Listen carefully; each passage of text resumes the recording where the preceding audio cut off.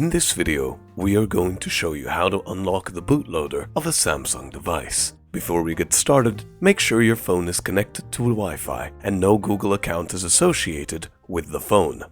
In the developer options, enable OEM unlocking and connect the phone in download mode, in this case by pressing and holding the volume up and volume down buttons while powering up the phone.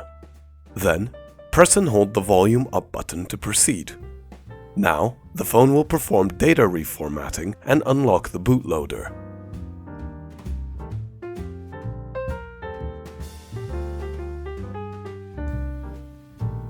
Once the phone has booted up, connect it to Wi-Fi and complete the setup wizard.